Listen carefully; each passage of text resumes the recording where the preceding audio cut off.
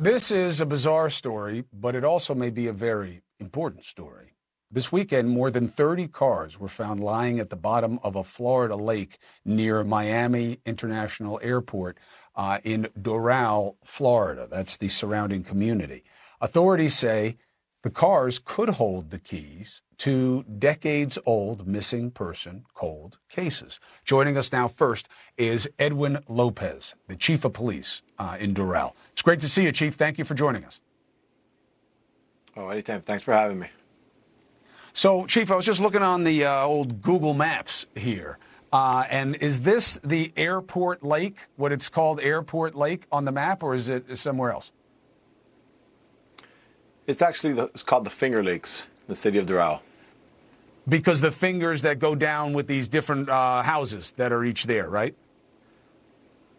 Yeah, it's mostly a commercial and industrial area, mostly businesses, right. And it's close proximity to Miami International Airport, though, a few miles. How deep is it that there are 30 cars at the bottom of it? So there's a steep decline where we're finding most of the vehicles, but it's in the center of the lake. It's north of 50 feet deep. And the visibility is really bad down there at this time with lots of rains recently. So the divers are reporting that they have, once they go deeper than 20 feet or so, they have zero visibility and only have to utilize their hands to basically feel themselves around. So it's pretty challenging. So how surprised are you by this, and what are the questions that you're now pursuing? Well, initially, the report of a vehicle in a lake or in a canal is not super surprising. But once you start in north of 20, 25 vehicles, it is rather surprising. So today, we were able to extract 4 vehicles in this initial stage. It's impossible for us to get to the rest of the vehicles due to the multiple vehicles being entangled in certain areas of the lake. So we need to bring in extra equipment. It's a multi-agency investigation. We have the Miami-Dade County Police along with the City of Doral Police, Miami-Dade Fire Rescue as well, because we need multiple divers to be able to access them. And we were able to extract, like I said, 4 vehicles. And these vehicles range from the late 80s models vehicles all the way to late 90s, and these vehicles have been reported stolen over 20 years ago, the first 4. So we look forward to continuing to uncover and investigate and see what details we can discover. So you did the first 4. Were all of them stolen? Are there any other cases that you're trying to connect? So the first 4 vehicles are reported stolen. The most recent one was reported in 2002.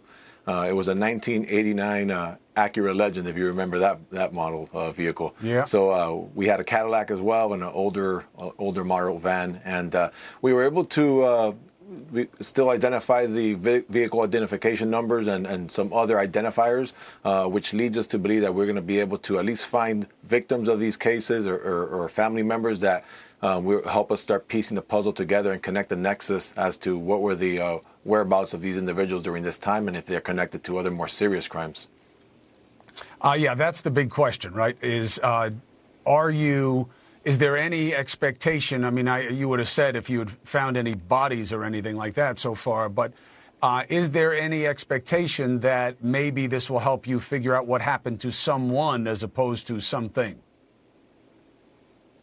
Absolutely. We expect anything at this point. It could be crimes related to fraud or stolen vehicles all the way to potential homicides. Yeah, so we don't know what we're going to find. This is a case-by-case basis. We hope for the best in terms of crimes related to just, physical evidence in terms of vehicles and things of that nature, thefts.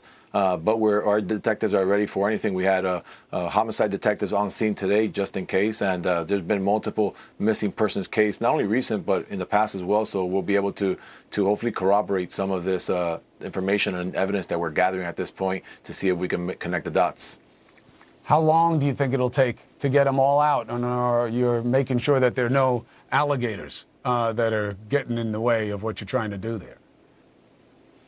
Yeah, we expect at least a few weeks. It's a thorough search because it's a freshwater body there that's established. The vehicles are not corroded, to the level that if they were placed in the ocean. We're just a few miles away from the ocean as well, so that would be a lot more challenging with currents and tides, and as well as the salinity of the water and the damage it can cause over time. But these vehicles are in fresh water, and surprisingly, I was on the scene today, and I was able to lay hands and eyes on these vehicles, and they were in fair condition. We were able to extract and the vehicle identification number, plates on the vehicle, and now the investigative process continues. So we're hopeful to be able to extract a lot of these details and locate some family members if the owners had passed away, because it happened so long ago, and start piecing the puzzle together.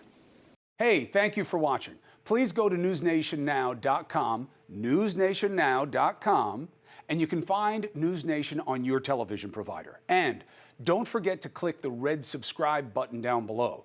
Then you will get more of NewsNation's fact-driven coverage.